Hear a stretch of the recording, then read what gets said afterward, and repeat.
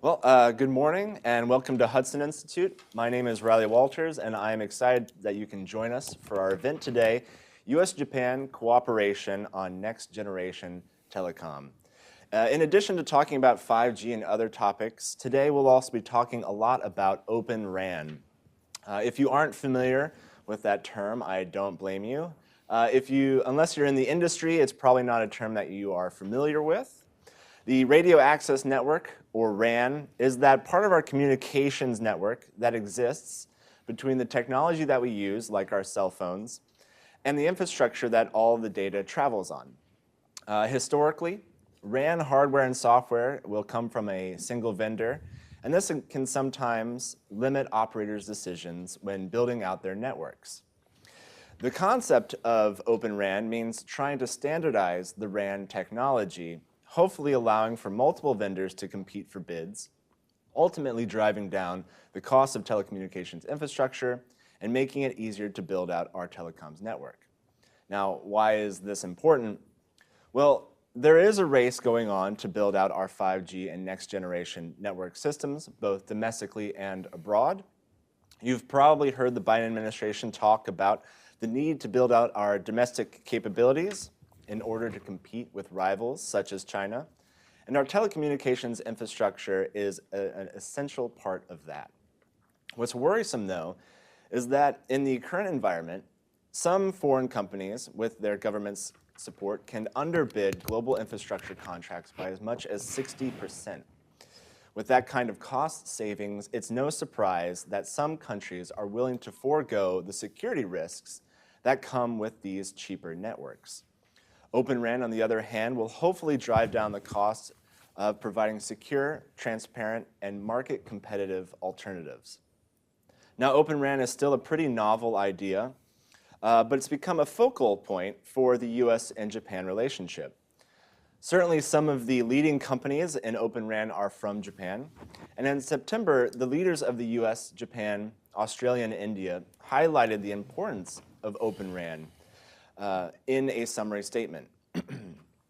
Certainly, there's a lot of interest in making our domestic telecommunications industry more competitive, but there's also a lot of concern that the US, Japan, Australia, and India can't scale up. If they can't scale up the use of Open RAN at home, then there are fewer options as we try and compete with foreign vendors abroad. Hopefully today we can briefly touch on the telecommunications sector, building out a secure industry, how the US and Japan might look at some of these issues and more. And so we've got a great panel for you today, but first I'd like to introduce our keynote speaker for today. Mr. Yutaka Kitagami is a senior government official of Japan with more than 20 years of professional experience, mainly in the ICT policy. He was appointed to the Deputy Director General for International Economic Affairs of the Global Strategy Bureau of the Ministry of Internal Affairs and Communications in October of 2021.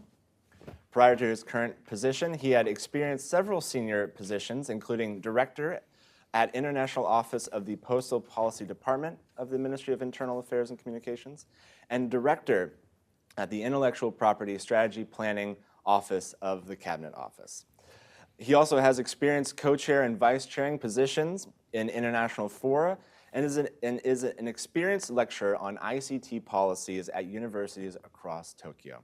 So with that, Mr. Kitagami, the floor is yours. Thank you. Yes, thank you very much. Thank you very much for the introduction. And first of all, I'd like to express my very heartfelt appreciation to the Hudson Institute for having this very timely and excellent chance to talk about ORAN and vendor diversity. And as opening remark, I'd like to raise some basic points about ORAN. And so basically, the importance of ORAN comes from the supply chain resilience. So if we depend on one vendor in telecommunication network, of course, we have the supply chain risk, but also in the context of current situation in the world, there could be too much dependence on not only one company but also one nation. It's not so good. And also the Open RAN has some other merits than the supply chain resilience. And so because of the participations by the different vendors, the ORAN can promote the innovation. And also because of the competitions, we can promote the cost reduction of the telecommunication network. And I'd like to add that in parallel with the ORAN introduction, the VRAN is now introduced in several countries. For example, in Japan, the Rakuten is very eagerly promoting VRAN, and the company says that they can achieve cost reduction by 40% or so in both deployment and operation. And so the Japanese governments are promoting ORAN. So the examples of the ORAN promotion policies is tax reduction. It's not only specifically for ORAN, but for the open and secure mobile network, we give some tax reduction for the corporate tax, and also for the local 5G, which has such open secure technology. And so this kind of the incentives, given the incentives are very important for the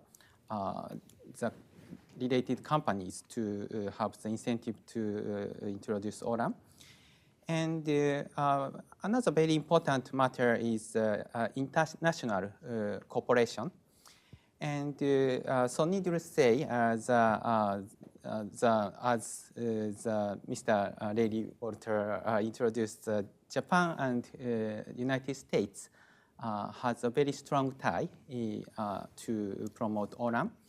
And we enacted GDCP. It's a Global Digital Connectivity Partnership. So depending on the US-Japan agreement between the Prime Minister and the President of the United States. And after that, we are promoting various cooperation, especially third countries cooperation. Now, a lot of countries are allocating the spectrums to 5G. And we jointly monitor which country introduced 5G, and we jointly or separately promote or encourage the government officials to introduce open and secure system for the bidding, etc. And so recently, we are also having joint seminars about the ORAN, the merits of ORAN, and how we can, the governments can introduce the incentives, like I said, and so especially in the Latin American countries. And of course, so in addition to this kind of bilateral cooperation, the multilateral efforts is very important. So Quad is also already introduced, and another example is a PLAC document. It was raised in the November, and a lot of like-minded countries, I think over 30 countries, collaborated to raise the PLAC document. The content is how government should promote ORAN in the different aspects. And it's not agreed at that conference in November, but we are now persuading a lot of governments to endorse this document. And so this kind of multilateral agreement and the initiative is very important to promote interoperability. And so not to be too long, I see in some minutes, but also the private-public initiative or the cooperation is also very important. And I just raised one example. And in Europe, I think Telefonica and Vodafone and some other big carriers jointly proposed the initiative to promote ORAN. And so it is to promote not only big vendors, but also small and medium vendors to participate in the ORAN initiative by having so common ways or method to promote ORAN, because the small and medium vendors can't be adaptive to various network. And so this kind of the government initiatives and also the private initiatives are now very eagerly going on. And also some different models are going on. And here, NTT and NEC participants are here. And I think the NTT Docomo is by itself promoting the ORAN by integrating the various vendors by itself. At the same time, the NEC is now giving a kind of integration to the integration method or the application to the global carriers. And so this is another type of the ORAN model. So we need to be very steadily promote this kind of different ORAN models.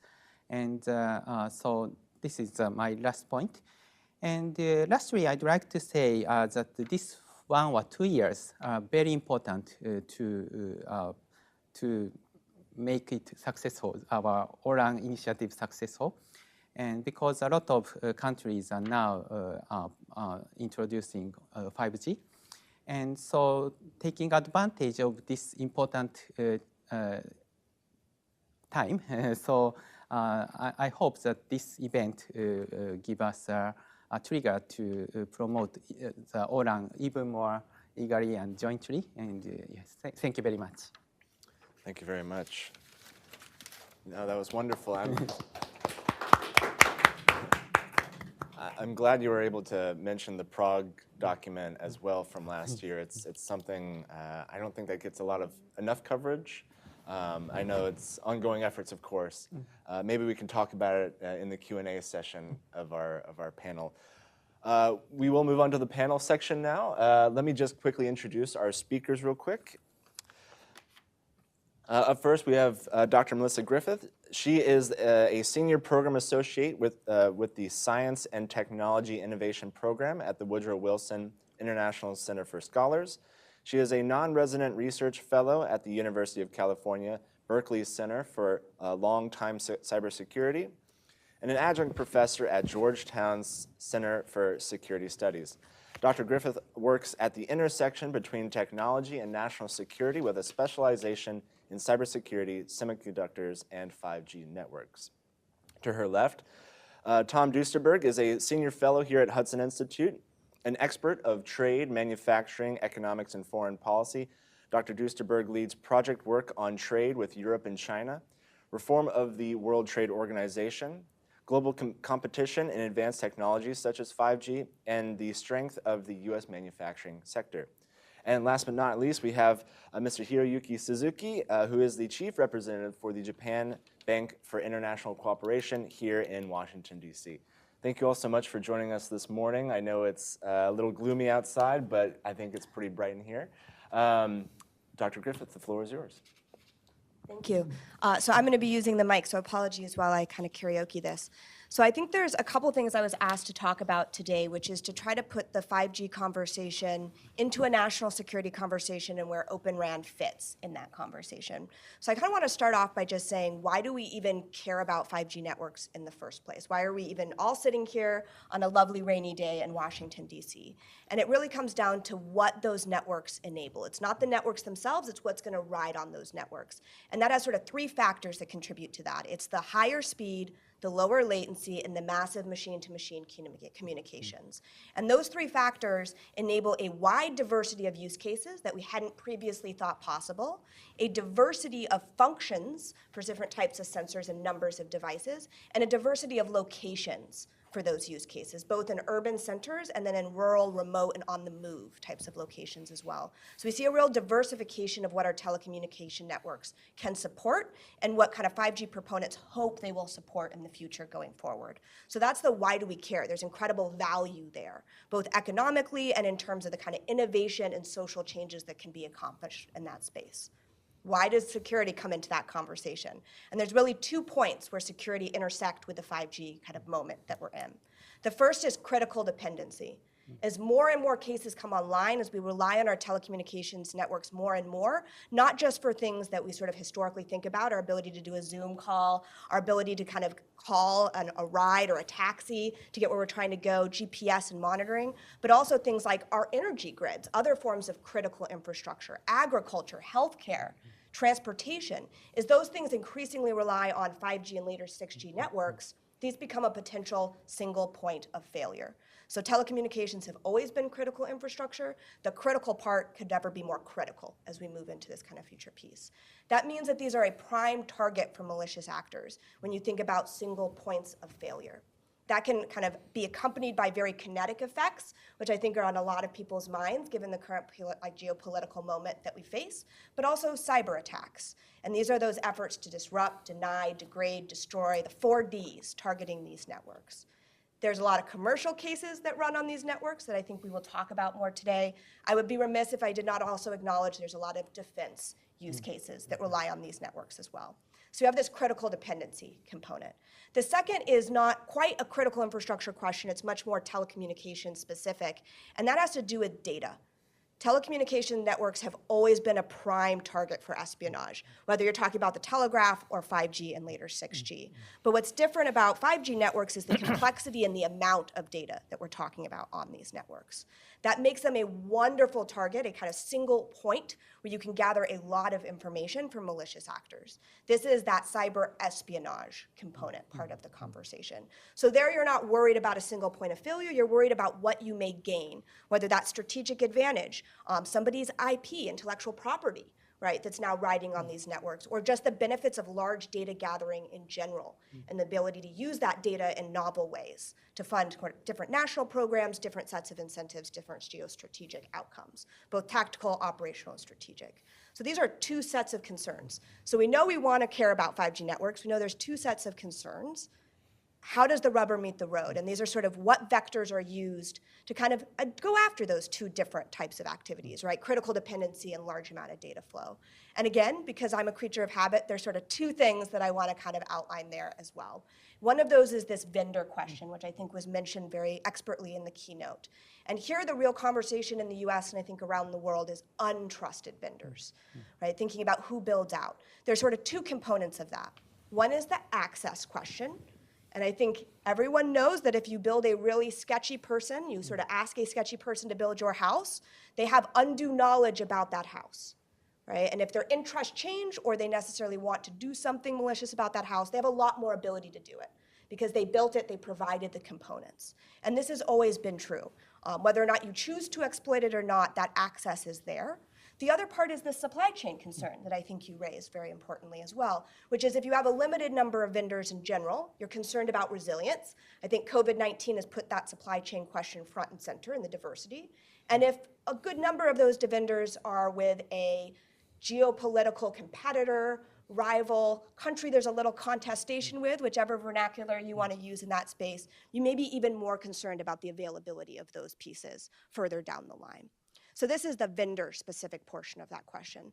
The other side is vendor-agnostic, which I think gets a lot less attention in this space, which is I don't necessarily care what country or where that vendor hails from. I just want a secure cybersecurity, secure network that I'm operating on. And there's a series of concerns there, right? We think about legacy systems, these brownfield deployments. The vast majority of deployments we see in the world are building off existing infrastructure. There are some greenfield deployments, specifically in Japan and the United States as well, building standalone networks. But there's some legacy security concerns as we integrate. There's a kind of move, and when we think about our security architectures, from that hub and spoke model to a much more disaggregated system and how we secure that in practice. We have to have different security protocols, different pieces in place. And then you have the speed question, right? Speed is wonderful. Everybody's excited for faster networks. It's also really wonderful for malicious code, right? When we think about the way that cuts both ways in that space. So there's these cybersecurity concerns that are really independent of the vendor. Some vendors may have different standards. Some are more buggy, it's a technical term, buggy, than others. But there's that separate piece that really stands alone from the vendors. Why does Open RAN come into this conversation? And this is really where the rubber meets the road. Open RAN gained a lot of political attention in the United States and then much more broadly as a response to the vendor problem. So not that it wasn't in place and conversations weren't happening before, but I don't think I have to tell anyone in this room technical standards have never been particularly sexy as a broader kind of political discourse. Open RAN has very much become so. The fact that we're sitting here today, I think, illustrates that. And it was very much in response to this vendor problem, which is if we want to be able to use trusted vendors, but in the radio access network, this choke point where there's actually very few vendors, we have a limited number of choices, some of which are more expensive than others. How do we drive down cost and diversify choices? And Open RAN becomes that potential solution, that you can open those interfaces, make it possible to plug and play.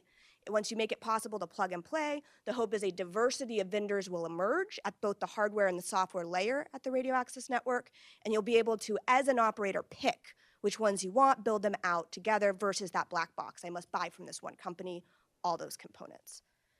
I think there's a couple words of kind of caution here as we think through the Open RAN space.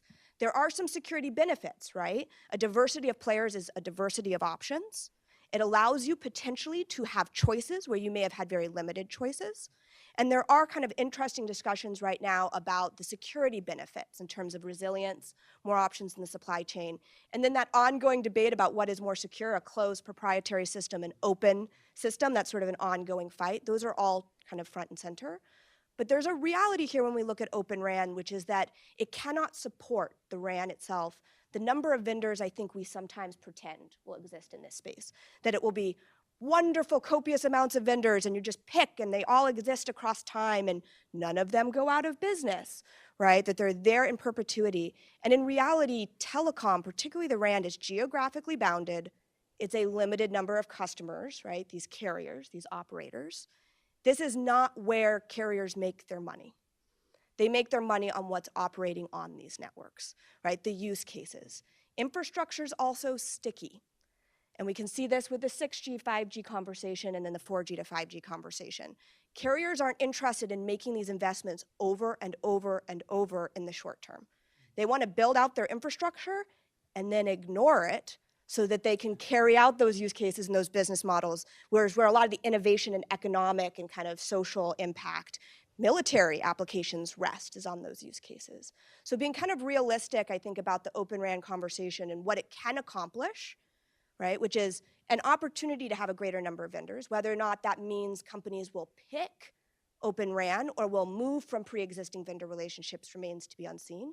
But also kind of hedging some of our expectations that we're not going to be in a world of a utopia of vendors, that those market shares are smaller than maybe what we would expect, and that our investments need to be taking into account on this other side these short-term dynamics. Companies and carriers and countries are making these decisions now for their 5G networks and their existing 4G networks. They're not making them for 2 to 3 years. So making sure we're kind of keeping that long-term, short-term aperture in mind as we move forward. But I'll stop there because I think there's a lot of other conversation that I'd love to hear. No, that was wonderful. I'm glad you mentioned the vendor aspect. You know, one of the things I've been thinking about recently is, Open RAN is such a hot topic right now. It was a huge feature of the Mobile World Congress last week. And I wonder if we're going to get to that point where there might be a little bit of oversaturation in the market, which I think is a perfect segue actually into Tom's maybe section where maybe you can tell us a little bit more about the Open RAN industry as you see it right now. Okay, well, I hope we get to this utopia of oversaturation, but at this point we have a long way to go, I think. So I want to pick up on a few things that Melissa has elaborated on, and also Mr. Kitagami, and focus a little bit on the commercial side of this, and then the political side, and I want to end up with making a few remarks about the use cases that come, at least in the commercial sense, from widespread building of 5G systems. But first, the political environment for Open RAN, I think, was built off the effort, as Melissa mentioned, to understand that there are untrusted vendors out there, and let's be honest, it was the Chinese. The Trump administration spent a good deal of time trying to help people understand that use of Huawei and ZTE systems carried fairly serious risks in the security field, but they also undermined the economics of competitors, so that we only have two sort of integrated competitors left in the world, those both being in Europe. So that was the political context for Open RAN to start to be in the discussion. I think we have a long way to go, but let me note that in the last couple of years there has been a fair amount of interest on the part of political actors and governments. US, Japan, increasingly in Europe. Japan's leadership in this, even this year, in calling for a series of conferences on 6G, setting standards, I think is important. Hopefully the Europeans will pick up on this as well, and I know the United States will be an eager participant in their effort. But in Europe, the UK made a decision last year to have a goal of 35% of their networks being run on Open RAN systems. The European Commission has started to pay some attention to this finally, and put some money into research. U.S., I'll talk a little bit more about U.S. policy because it's been evolving rapidly. But on the commercial side, I wanted to make the point that thus far, even though there are a lot of players in the field, there have not been any large-scale demonstrations of Open RAN. And that's both in a technology sense and a economic sense. And I think that's what we need to take the next step going forward, is to have successful large-scale applications that prove the economics, prove the technology, and prove the security of these systems. So Japan is in a leadership position here. The company Rakuten, which both speakers have mentioned, I believe has something on the order of 5 million users. It's using Open RAN technology. I believe Rakuten is now starting to roll out the 5G part of the technology. Previously, it's been mostly 4G. So hopefully that will continue to expand in Japan, and the economics become a little bit more clear. Hopefully we can get to this state of 30 or 40% reduction in operating costs and capital investment, but I think that remains to be seen. So NTT Docomo is also a big actor in Japan and a leader And I might note that NTT Docomo is a leader also in seeking global integration of companies to get involved in Open RAN systems. These include European actors and American players as well. Rakuten also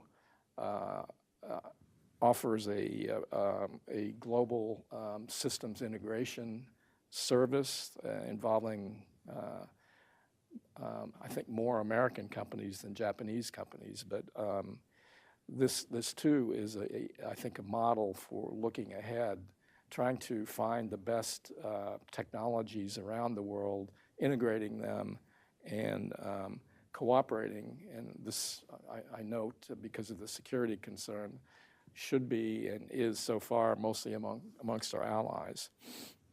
So in the United States, there are a few small-scale systems up and running. And there's one in Alaska. There's one in the Mountain West. There are starting to be a few more systems being put in place. But the main feature, I think, here is Dish Networks. Dish has acquired ample spectrum to build out a mobile system. Part of their the deal they struck with the U.S. Justice Department to allow them to acquire both spectrum and to integrate with Sprint. To build out their system was to have a fourth nationwide service in place by 2023. So Dish has been putting a lot of money into building out what's mostly, I think, a greenfield infrastructure. Supposedly, they have announced that next month their first major urban Open RAN network to go live in Las Vegas will actually go live. They have set for themselves a goal of covering 70% of the U.S. population by the end of 2023. So I think if that's Dish persists building this out and is successful, that will be an excellent boost for adoption of Open RAN systems. The other major large-scale network going up is in Germany. This company called 1+1 Drillisch is committed to an Open RAN, building out an Open RAN system this decade. They seem to have the financial resources based on their internet, pre-existing internet company. So that's another, I think, system to watch. The timetable is a little bit slower. Let me say just a few words about U.S. policy as it's evolved. There is some federal money for already existing to help, especially small providers, put in Open RAN systems or other systems. The so-called RIP and replace program of the Federal Communications Commission, which is targeted at replacing Chinese systems with other more secure systems. So there's some money in that. The infrastructure bill that was passed last year has $65 billion for broadband build-outs.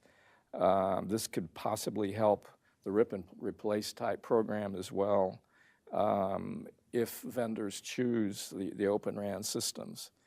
The major initiative, though, is in the China Competes bill, which is the House version of the U.S.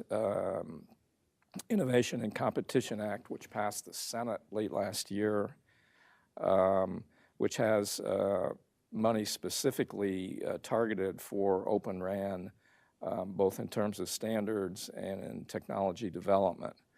I think Melissa mentioned or Riley mentioned the Indo-Pacific support, which in a strategy statement a few weeks ago specifically mentioned Open RAN systems. Hopefully the Transatlantic Trade and Technology Council, which will meet in April, I think, again, between the United States and Europe, will address Open RAN as well and join efforts there. So I want to just close with two things. Again, on the policy side, and Mr. Suzuki will talk about this, the U.S. has targeted third countries and cooperation with Japan and others to finance building Open RAN type systems around the world as an alternative to the heavily subsidized Huawei and ZTE systems. The Trump administration specifically targeted percentages of our OPIC funding, and the new DFC, Development Finance Corporation, also had targets. Hopefully the Biden administration will follow up on that. There is a $500 million authorization for DFC funding of these systems that I think is tied up in the China bill. So let me just end up by saying the other main thing that I think needs to happen and hasn't happened yet is the success of 4G, as Melissa pointed out, was really in the follow-on, the applications that were enabled by the newer system. So far, with 5G systems, whether they be Open RAN or the traditional systems, we haven't seen those use cases evolve enough to provide the financial backbone to make the huge investments that you need to roll out these systems. It seems to me that a Open RAN type system with flexible vendors, with flexible software, with a software cloud-based system is more agile and would enable, I think, quicker adoption of new applications or systems as needed in comparison with this traditional single vendor hardware-based systems. But we haven't gotten there yet. So that's if we can get some of these nationwide systems up and running, Japan, Europe, United States, hopefully we can see then the second phase of the success of Open RAN, which would be wider commercial applications of things like the Internet of Things, which we just haven't seen yet. So let me stop there. No, that was wonderful. Maybe we can dive a little bit deeper and have like a little brainstorm here. Maybe what some of those use cases could be, or maybe we should be looking out for to kind of help facilitate that. Up next is Suzuki-san. I don't want to get ahead of you, so I'll just let you speak. Thank you very much, Riley-san. And first of all, I would like to express my great appreciation to Hudson Institute to having me today's very timely and a very important program. And I'm delighted to be the part of today's discussion with a great speaker, Kitagami-san from Tokyo, and also the distinguished other panelists. I'm Hiroki Suzuki, Chief Rep of the JBIC Washington office. JBIC, Japan Bank for International Cooperation, is fully owned by the Japanese government to mainly support the Japanese companies' business outside Japan, including export, investment, including M&A, and now regarding this kind of the data infrastructure, system integration is, we understand now, is one of the new type of the very important business from the Japanese perspective also. And today, I'd like to introduce, already some of the speakers already mentioned about the existing track record of the Japanese company, but I also would like to introduce some of the example of the Japanese company's business of the O-RAN 5G and beyond 5G. And I also would like to share with you about the JB's current effort for the US-Japan cooperation, especially under the free and open Indo-Pacific. And one of the characteristics of the JBIC is promote the infrastructure and the energy-related projects all over the world, both the developing countries and the developed countries, including the United States, together with the private capital. Today, private capital mobilization is becoming increasingly important in the world of the development finance. So from this perspective, JBIC is attracting a great attention from other DFIs. So in this regard, we are promoting a DFI alliance together with allied countries. Firstly, I also would like to add that JBIC identifies digital infrastructure as one of the key sectors under the latest JBIC's midterm strategy, which was released last year. So let me mention about a couple of the examples of the Japanese company's effort to promote the ORAN system. First, for the first time in the world, NTT Docomo deployed the commercial 5G services that use multi-vendor Open RAN in March 2020. Vendors are NEC, Fujitsu, and Nokia, and Samsung. It's very open, the fair competition. The second, Rakuten, also launched fully virtualized cloud-native 5G services in September 2020. It's also first in the world. And finally, NEC is a Japanese vendor that already has a proven track record in Open RAN and the 5G core network virtualization with commercial deployment at multiple operators in Japan. NEC has already promoted the technology and the business collaboration with US vendors and the US hyperscalers, making NEC as an ideal Japanese company for US-Japan collaboration. I also would like to add that Fujitsu is expanding their business of the ORAN, not only Japan, but also the United States. I believe they have a deeper collaboration with US companies, including Dish.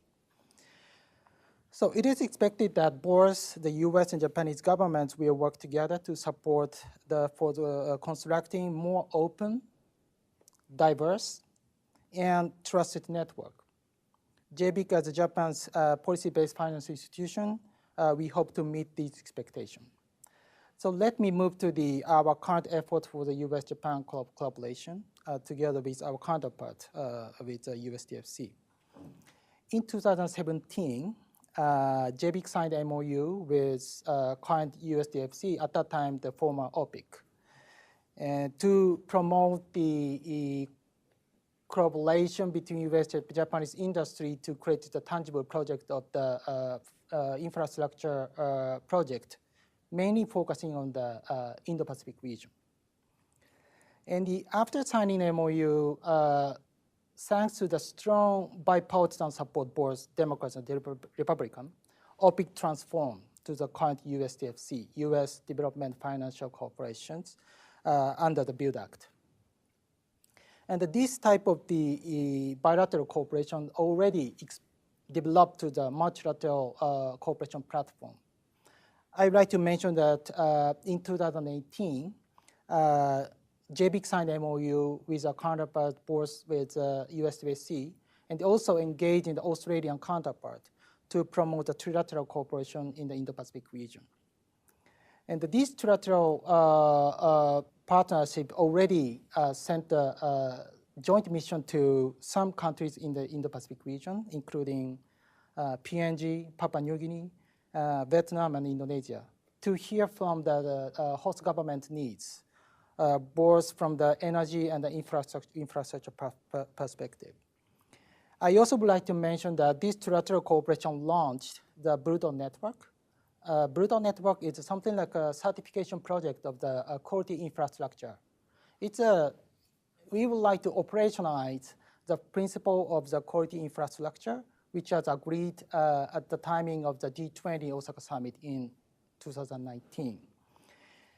So one of the concepts of the Brutal Network is provide a fair competition for the stakeholders, including host country. One of the criteria to secure the fair competition is to secure the openness and the transparency. So I strongly believe this concept is in line with the O-RAN concept. I also would like to share with you that this cooperation is expanding to the quadrilateral cooperation already with India. And the JBIC is a member of the Quad Vaccine Cooperation to support the Indian pharmaceutical sector to expand their vaccine production capacity, hopefully expand their export to the other developing country, mainly ASEAN country. And I understand O-RAN is also included as a issue of the Quad cooperation. So we would like to be part of the discussion. And why not utilize the JBIC to foster the O-RAN cooperation among the quadrilateral countries? So I understand some Japanese company already showed interest of the potentiality of the Indian market. And the scale merit, securing scale merit is one of the key issues to expand the O-RAN network. So India should be one of the important market to expand O-RAN business together with Japanese companies and US company. And I also would like to mention that especially under the current geopolitical situation, in addition to the Indo-Pacific region, Central and the European region would be the key region to expand O-RAN network. So therefore, in addition to the low-income country, we expect middle-income country, and in some cases, high-income countries should be included among the US-Japan cooperation area. So finally, I also would like to add that the JBIC is very keen to expand our financing support in the United States also. So together with US and Japanese company, to secure the scale merit, it is very important to expand their business firstly in the United States, and then expand their business to the developing country. So we are keen to support their business in the United States also. So we would like to foster collaboration with allied countries, especially with US, in the digital infrastructure, and I believe O-RAN should be the core of their business of the 5G area and beyond the 5G area. I'll stop here. Thank you for. Thank you. That was wonderful. And it's glad to hear that JBIC is willing to work even within the United States, as we were sort of talking about how scalability is, or the need for scaling up this is so important. So I know there's a lot of interest in building this out at home before we move abroad. We're going to move on to our questions and answers. So if you have a question, please raise your hand and I will call on you. I'm taking the moderator's privilege, though, of asking the first question. Again, there's a lot of interest around Open RAN right now, and it is fairly new in its infancy. One of the things I'm generally concerned about is, it becoming too hot of a topic, too many eyes get on it, and then someone with a certain power decides let's regulate this thing. What do you see, and this is really open for the panel, what do you see as potentially killing the Open RAN momentum that we have right now? What are some of the things that we should not be doing when it comes to Open RAN development, either domestically or abroad? And anyone can jump on this. I don't know, Kitagami-san, you have some government insight, little yes. expertise in this field? Yes. You don't have to worry about that. Yes. Yeah, thank you very much for the, yes, it's very important to consider the risk about the shrinking of O-RAN. So, yeah, I like to raise one example. Yes. I went to MWC in Spain last week, and of course it's one of the biggest telecommunication event in the world. And we had a very productive meeting between United States, Japan, England, Australia, Singapore, and EU. And so, as you know, the EU has both the progressive members and conservative members about the ORAN. And so the structure is that carriers would like to reduce the cost, so they are generally for the ORAN. And but as you said, as some of members said, Europe has a very big existing vendors. And so the EU may have an incentive to regulate, as you said, ORAN. And so in the discussions, some different aspect was raised, like IP, so the, for example, patent and security of the ORAN. And but security has both the short-term side and the long-term side. And we said that in the long run, we can monitor the interface. So a lot of the companies can monitor the interface. And so even if we have short-term some risk aspects, it's structurally good for the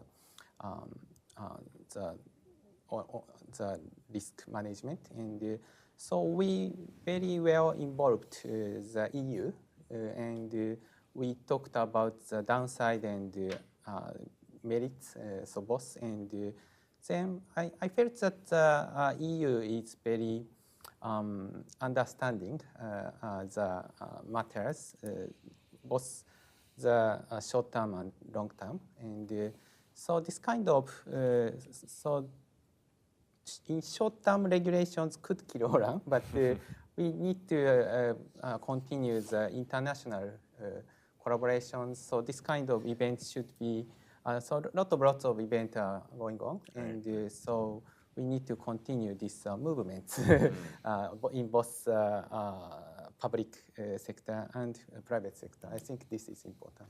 Keep the dialogue going. Yes. Absolutely. And yeah. Jump in here. Yeah, so I think there's been pondering on this question, and thank you for that wonderful answer.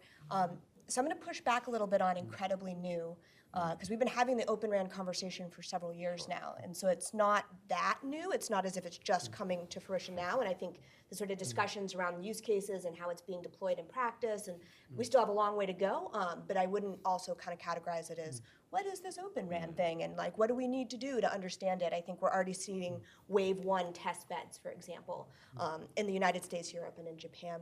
So I think there's that piece. What would kill Open RAN? I think there's a couple things. One is to overhype it. And I think particularly a year or so ago, there was a lot of conversation where Open RAN would just solve every problem, right? It was going to drive down price. It was going to fix concerns around untrusted vendors. It was going to make the US ecosystem and the Japanese ecosystems much more competitive because of this focus on software. We were going to get an incredible diversity of players, right? It was going to solve any problem you had. Cybersecurity, it's going to be more open, and so we'll have more competitive differentiation on security. Any problem you had, what was the answer? Open RAN. Which sounds great as a kind of marketing tool, but also is really, I think, damaging to the efforts in that space because it will not solve every problem. And if we expect it to, it's going to go out of fashion very quickly because it's not quick. It takes sustained investment. It takes time. We're talking about waves, which, to be fair, is what happens in proprietary systems as well. It's not like, bing, complete network where those waves exist. And we need to be realistic. So I think there's that piece there. I think the other thing that would kill it is if we become too focused on Open RAN itself and what it enables and not why we care about it. So I'll give you an example. A lot of these conversations immediately go to specific vendors and start to sort of sit there. For most countries at the countrywide level, it's not about any particular vendor, it's about an ecosystem. And you're looking to sustain an ecosystem over time, and you're kind of vendor agnostic, both in the short term and who comes up, and in the long term. You're looking for that kind of vibrant, sustainable ecosystem. So I think that's the other piece where we sort of, one, we promise too much, and it will never live up to it, so it kind of goes out of vogue. Or two, we become so focused on interoperable interfaces, opening, plug and play, who's in this space, sort of supporting those groups, that we lose track of why we cared about it in the first place, which is this broader ecosystem question. So those are, I think, just adding on the comments that were already made, those would be the two things that I would worry about. I don't know if you have any other thoughts or if we have any other questions from the audience. I want to kind of go back to this thing, because I like to think about all the new technologies that we have. And so, Tom, you brought up this point about how our telecommunications generations tend to evolve with user cases of certain technologies, right? The mobile phone, for example. Now, the question is, I think, what could be that next big movement, if you will? You know, is it autonomous vehicles? Is it automation? What do you think might help sort of spur some of the investment, not just in Open RAN, but just 5G in general? Well, I think, let me focus on Open RAN. Sure. Well, yeah, let me try that. I think the Internet of Things, which is possibly, speaking of overhyped, maybe has become a little bit overhyped. But it's important, I think, going forward as the next tool in the productivity revolution, the evolving productivity revolution of the global industrial sector. We need to have successful test cases there, perhaps if not at a sort of national scale, at the scale of multinational industrial companies. You know, the big players like the auto companies, the Siemens of this world, the General Electrics of this world, the people who make the Boeings of this world. Their whole production and maintenance and customer service systems could be vastly improved by successful Internet of Things, connecting, in real time the information about the operation of their equipment, changing market conditions. So perhaps that suggests promoting adoption by individual companies for their own sort of, perhaps their own VPN type systems, but using Open RAN. Again, I emphasize the need for successful implementation. Autonomous vehicles, that could be a huge boost, but from what especially some of my Japanese industry friends tell me, we're not quite there yet in terms of the latency that we need with the systems to really make that work, and also the artificial intelligence. So that's a question of more, improving 5G, maybe 6G. I don't know, but there we're probably not going to see a quick advance, and so that probably won't be the lead use case for 5G to prove it out. I want to continue the conversation, but I understand that we're almost at our hour here, and so I think I'm going to leave it at that. Thank you all for joining us today for this wonderful event. Maybe we can all meet again once the weather gets a little bit nicer, maybe change of venue or something.